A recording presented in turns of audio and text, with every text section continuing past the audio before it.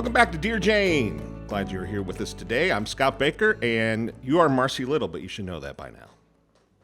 Yeah, I am Marcie Good. Little. For those who are paying attention, you should know that.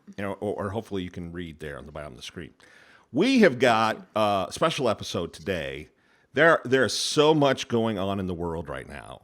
We thought it would be good just to stop for a second and look at a couple of these pro-life issues that are really, really, a lot of people are, living their lives, doing their thing, and so they can miss some of this stuff. We thought it would be good to draw your attention to some of these really, really important issues. So we're going to talk over a few of those today. But first, let's make sure we mention our sponsor, our great friends at Choose Life Express.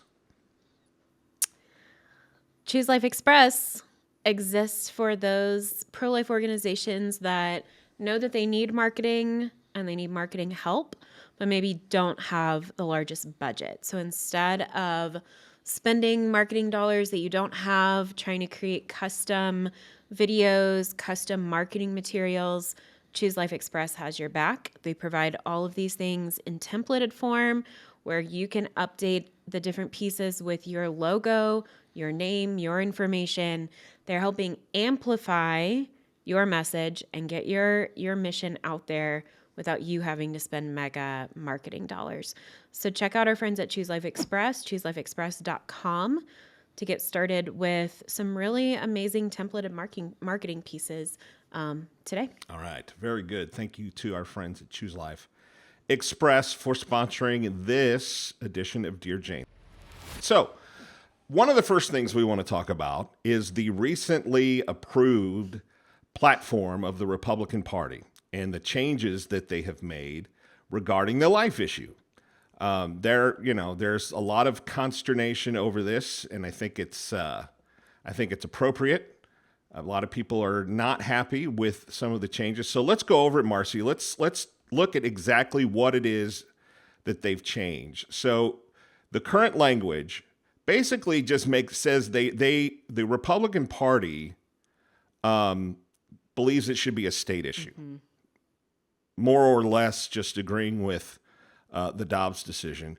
But it's really watered down language than it used to be, isn't it? Yeah, they used to be much stronger in the sense that they said that a child had an inherent right to life, that begins in the womb.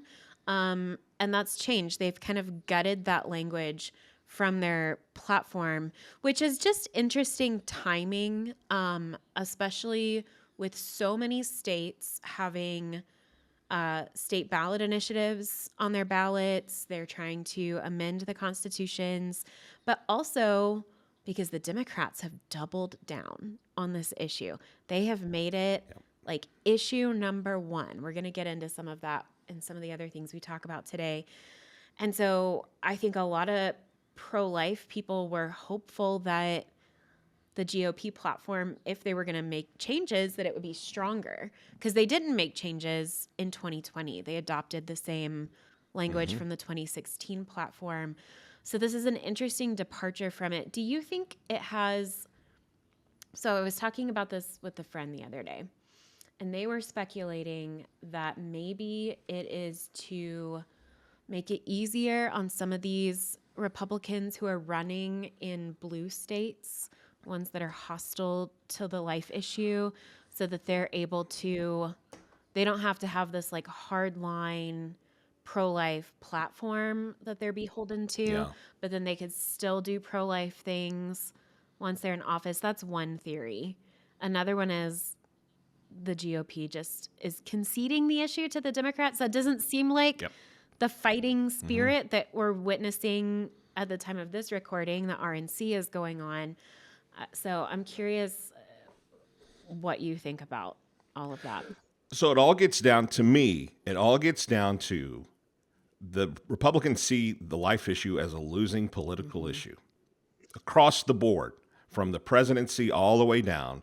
They believe some of the polls that they have seen, the endless one-sided media coverage. They believe, well, and let's be honest here. Let's give them a little bit of the benefit of the doubt here. You look at the 7 states where there have been votes on the pro-life issue, our side has lost Yeah. all 7. So it's not like their belief is It baseless. does feel like a right? liability when all that the party is doing Yes. is lose. So here's what I always say to our friends within the movement. To change that, we have got to help. We've got to show up at the polls. We've got to make our votes Yeah. count. And even before voting, even before Election Day, we have to support pro-life candidates in very, very tangible ways to let them know that they're not alone, to let them know we appreciate them being strong on the issue. We just haven't done that. We've sat back for too long. There's too much of our movement that has just sort of played a very passive role. Look, let's be honest. These politicians and elected officials, they're about tangible results, real help. Who's going to help them the most? Who's going to hurt them the most? That's just the way it is. And right now, we have not shown that we can help them enough. And that's on us. That's so true. They're not going to, first of all, these politicians, political hopefuls, are not experts on all of the issues that they are meant to represent for their state, their district, whatever their office requires them in terms of representation. So they're not experts on it. And then if there's not a strong movement behind them to support them, to provide talking points, to provide funding, then yeah, it's going to start to feel like a liability. And I think I look at some of the other movements or other issues in the platform that just have a ton of support right now. And it makes sense why they received a prominent place in the platform. You think about, they specifically mentioned protecting women's sports, protecting girls' sports. There's a huge movement behind that now to correct some of the craziness we've seen when it comes to transgender issues. There's a huge movement behind securing the southern border. And so they've displayed that prominently in the platform. Some of these other big issues, there's just a lot of unity around them in terms of the movement behind it. And so it feels like, okay, if I'm going to stick my neck out, then I know that at least I have this movement behind me. The pro-life movement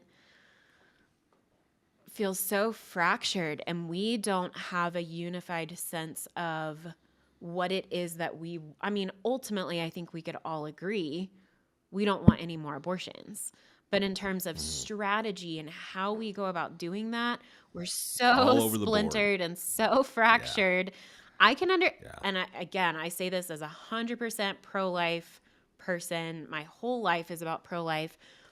But I can see why politicians who are not especially well-versed on this issue would shy away from it, because the movement probably feels like a little bit of a liability to them.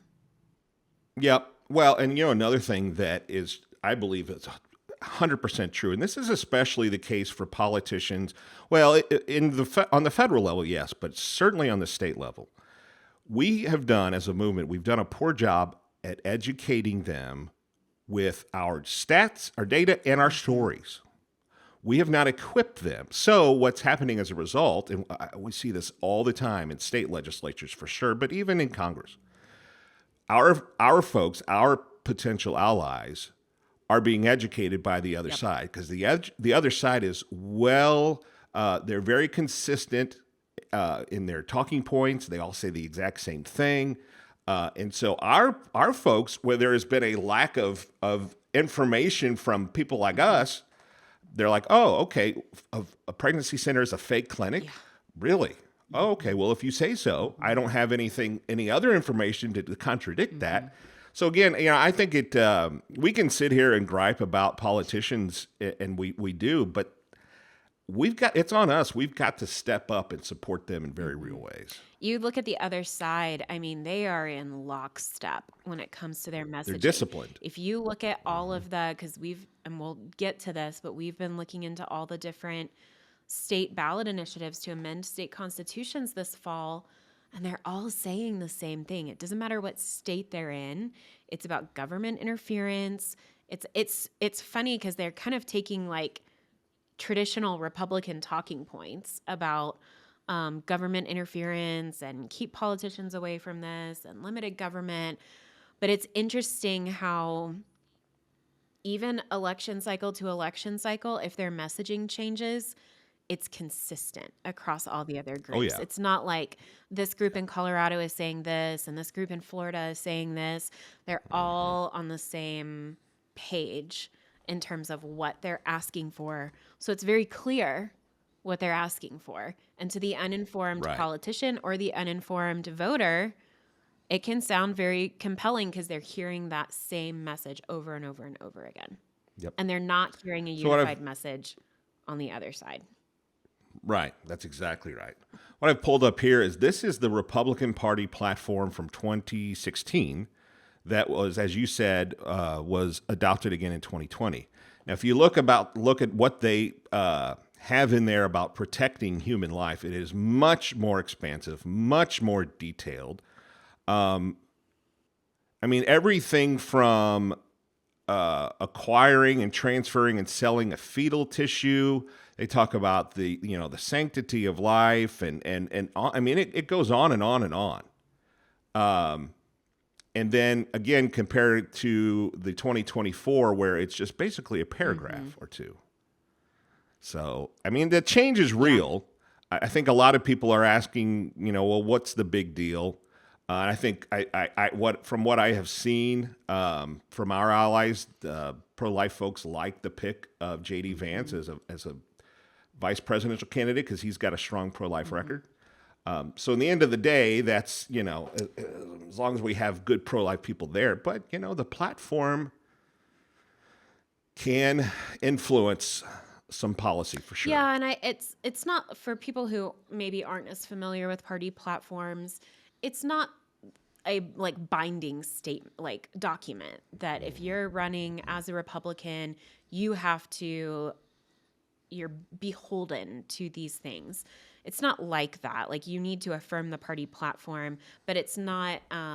It doesn't dictate necessarily what politicians have to do, and so that's where I guess the optimist in me is hoping that the open-endedness of it is meant to help those in states like my state in Colorado, where it is hard to run on 100% pro-life platform, depending on the district that you're in. I'm hoping it's meant to help that. Another interesting change, if people have been listening to this show or just catching headlines, pro-life headlines, they probably have heard a lot over the last year or so about the 14th Amendment. And I thought it was interesting that they mentioned the 14th Amendment in this platform update. It's something that a lot of people are pointing to now that Roe is gone. And it's interestingly enough, Roe cited the 14th Amendment as part of its justification. But now that that's been reversed and we can get back to a proper understanding of the 14th Amendment, it's just interesting that they threw that in there. I'm curious how that may come into play on a national or a state level. As we're having this conversation, it also reminds me of, well, really kind of what I was getting at earlier in terms of the pro-life movement stepping up and supporting these folks. What I'm afraid might happen because of this change is there'll be some pro-life folks that'll say, it's not the language I want, so I'm out. Not going to support these candidates, not going to support. I mean, I'm out. Either I'm not going to vote or something crazy because the language isn't exactly what I would have it be.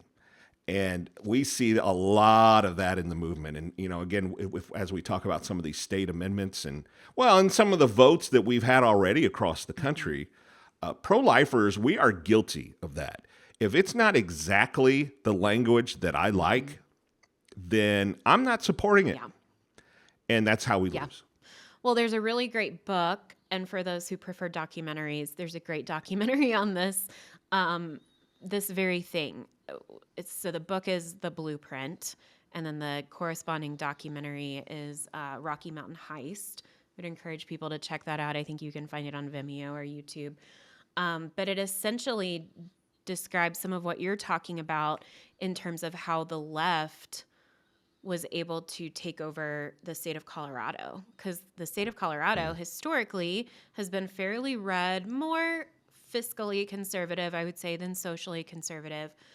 But these big dollar types, multimillionaires, got together and they said, hey, all you groups, we need to come together. This is our agenda. We're going to take Colorado. And to do that means like not totally sacrificing your own individual goals and missions, but we got to come together as a unified force. And then once we have Colorado, then everybody can kind of go back to their own mission and their own unique things that they focus on. But we have to have it first. And that's exactly what happened here. And we haven't, so they have the governor, they have all the state level offices, they have a gets super really majority bad. in the House, a majority Yeah. in the Senate. And it's like a dream come true. They're able to push through all of their pet issues, and there's not a unified force on the other side to stop them. And that was an example of like all issues being considered.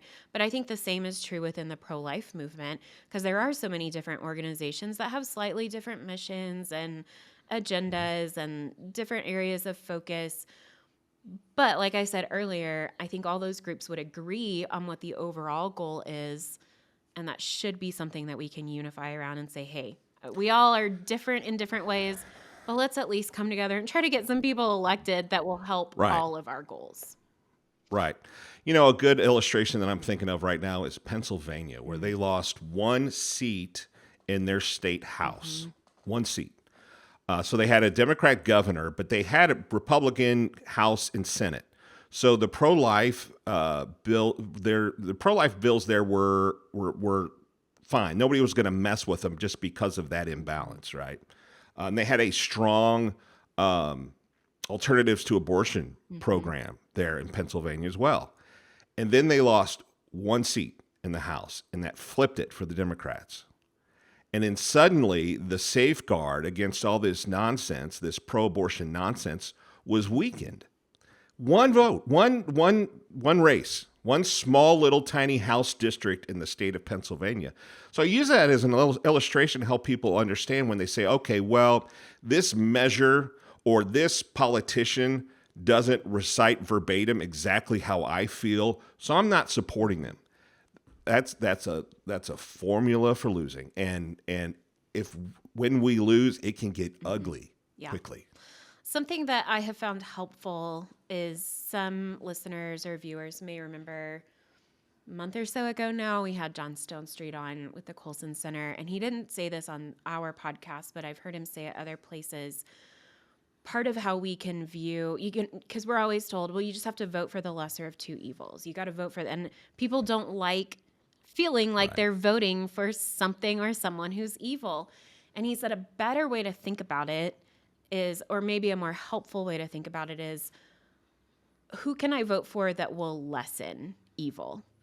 Because there's no perfect candidate, there's no perfect platform, but is there one that's going to promote good over the other candidate or platform? Is there one that's going to work to lessen evil and evil's effects that we see in society? So that's helpful for me as I think about all of this and like, no, this platform it's not everything that I would have hoped and dreamed for. A lot of politicians are disappointing in how they articulate the pro-life position, but are there some that are going to be better than others at lessening evil? Yeah. And so let's vote for them. Yeah. And so, as we've been talking about, this is really kind of similar when you look at some of the states that are facing big votes this fall. Of course, the Dobbs decision, just so everybody is clear, the Dobbs decision didn't ban abortion. It basically just said it's up to the states to decide. And so we've had votes in 7 states so far, as we mentioned, haven't done real well. But we've got votes coming up again this year. And it looks like so far, if you look at the different states where these are going to be in play, we know for sure that they're going to have votes to basically enshrine unlimited abortion into state constitutions. We're going to have those votes in New York, in Maryland, in Florida, Colorado, South Dakota, and Nevada. Possibly still to come are Arizona, Montana, Nebraska, Missouri. Arkansas is a question mark. There was some news just within the past week or so about their Secretary of State throwing out the signatures that were collected to put that issue on the ballot in Arkansas. That, of course, as predicted, that's now a court fight. So we could see it in Arkansas. So the point is, what's that? 1, 2, 3, 4, 5, 6, 7, 8, 9, 10, 11 states. 11 states where this is going to be a big, big issue. And if you don't live in these states, you need to understand why it's still important to you, why this is still a big issue. Because after the Dobbs decision, the other side, the pro-abortion side, made it clear that they were going to take this fight to every single state, red state, blue state, whatever. And what has been fascinating is how they have manipulated the verbiage in these amendments, these ballot initiatives. They have made the ballot language so vague in some cases, certainly misleading, that if it's not in your state yet, it's coming, is my point. So even if you're not in one of the highlighted states, it's coming to you. And all you need to do is talk to people in Ohio, in Kansas, and some of these other states where they've lost, and just see how bad it's gotten, how quickly. It's coming to your state. So these states bear watching as these campaigns and these votes unfold this fall. And if you're not in a state, like Scott said, where it's on the ballot now, they're not going to rest until they have all of the states. They want, and they see this as a stronger strategy even than the Supreme Court decision, because it's so hard to get rid of a constitutional amendment, to overturn that vote. It's interesting and very strategic that in a lot of, in all of these states, their strategy is to put the issue straight on the ballot instead of going through the state legislature. If you start digging into some of the money that's behind these amendments, so much of it is just pouring in from out of state. I think we counted 15 different state groups that are funding the Amendment 4 in Florida. And so it's just, and even in states like Colorado, we passed legislation 2 years ago ahead of the Dobbs ruling to completely legalize abortion here. And they're still trying to put through an amendment because they want that to safeguard it, even though they have the supermajority and all of that. But they're not, Dobbs kicked the hornet's nest, and now we're dealing with the fallout from that. And we just have to be aware. And I would encourage you, especially if you're in one of these states that's facing a constitutional amendment this fall, you need to find out who the pro-life groups are in your state fighting it and get involved, whether that's donating, whether that's volunteering, doing what you can, because the other side is heavily recruiting. They're not going to take no for an answer. No, they're well organized, extremely well funded. And I kind of hesitate to talk about that too much because it can be so discouraging when you talk about the money imbalance. It's just reality, because it's like you said, there are so many groups from the coasts or from special interest groups that pour tens of millions of dollars into these races to try to influence these races. Why do they do that? Because we know abortion is a moneymaker for these groups, so it's an investment for them as far as they're concerned. But unfortunately, our side gets outspent 3, 5, 7 to 1 in these. So, but that doesn't mean we're hopeless. Right. That just means we have to work harder and work smarter. We have to be more organized in our grassroots effort. We have to be knocking on doors, talking to friends, spreading the word about the truth, of what is contained within these ballot measures. One of the things to watch out for, and this is something that that they have incorporated in a lot of the different states in the language, is the term viability. They like to throw in there that we're only going to block. We're only going to allow abortions up to fetal viability. That is such a misleading statement, because then they put some qualifiers in there, except in cases where, this is not rape or incest. Other cases, well, where the healthcare provider, if they can get somebody just to sign a note that says, it's okay. Don't fall for the fetal viability terminology that is in most of these ballot amendments. Yeah. Look for the undefined terms.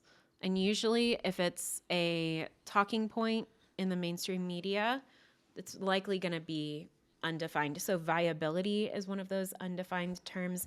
Another, sometimes it is poorly defined, is the term healthcare provider. That really just means an abortion clinic worker.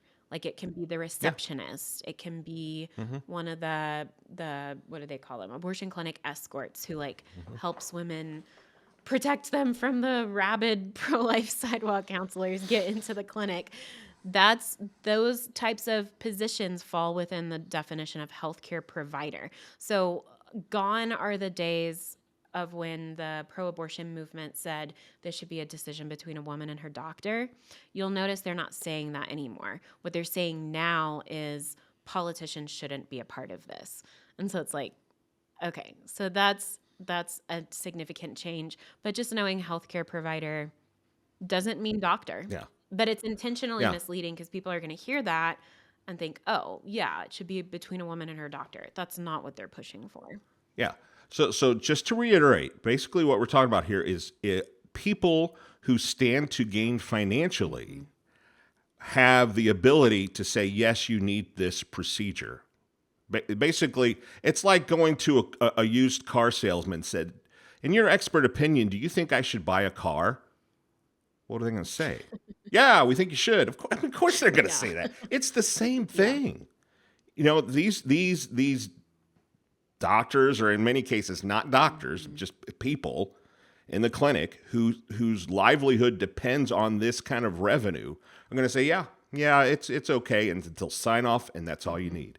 That's what these ballot amendments would approve, but you've got to study up on it. Don't fall for just what you're seeing there. You've got to really dig in, and I think that's where we fall short, is people just go for that surface level sort of research, if you will, and they say, okay, well, that sounds reasonable, and off they go. You've got to dig in and really see what ramifications this language, what it would allow and what it would prohibit. Would it prohibit any kind of liability for a malpractice? Would it, does it prohibit any kind of requirements for health and safety standards? That requires some time and some digging in. And as you do that, and as you learn these things, you need to share that with friends and make sure. I mean, I know it's not a great conversation starter, but you got to make sure people know. As it gets closer to the election, people are going to talk with you, and it's going to come up. And just to make it a little bit more accessible, when we talk about doing research on this, we're not even it doesn't take hours. It can take half an hour if you're trying to be extra thorough.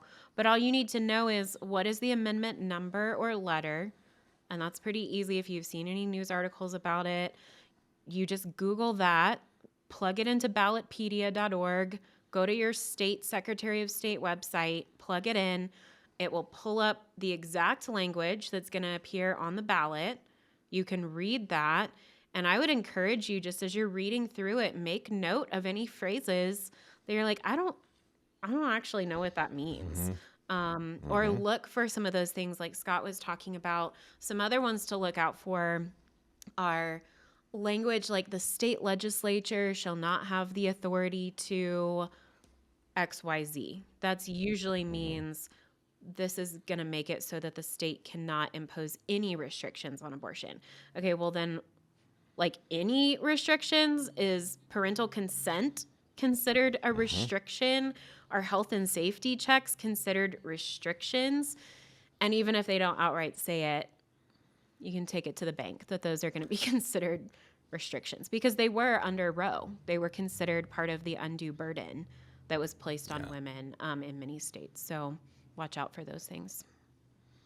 Yeah, and this is something that we'll continue to follow as this year goes on, because these votes are so important. Again, even if you don't live in the states that are coming up this fall, you might think, okay, well, that's somebody else's problem. Man, we can't think that way. This is going to be a problem for everyone, and it bears watching. Lessons learned from each of these states as we move along. Hey, we would love to hear from you, our listeners. If you've got any ideas for guests or any kind of questions, that sort of thing, anything you'd like for us to talk about, we could include your emails. Shoot us an email at dearjanepodcast@chooselifecoalition.org. Dear Jane Podcasts at chooselifecoalition.org. We would love to hear from you. And make sure that you're following the Dear Jane podcast on social media. We're on Facebook, we're on X, Instagram, YouTube. Just look for Dear Jane Podcast. Follow along. It'd also be fun if you dropped us a comment every now and then. We have some interesting comments on some of our stuff from the other side. So they're commenting. You can join in on the fun if you're a keyboard warrior and that's your thing. But give us a follow. Make sure you don't miss any episodes. We post a bunch of reels from the show too that make it easier for you to share so that your friends are aware of the podcast as well. All right. Thanks for listening. Have a great day.